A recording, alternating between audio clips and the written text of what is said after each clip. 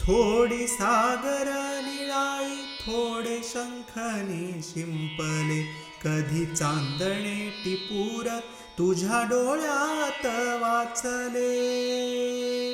कधी उतरला चंद्र तुझ्या माझ्या अंगणात, स्वप्न पाखरांचा थवा विसावला ओंजळीत.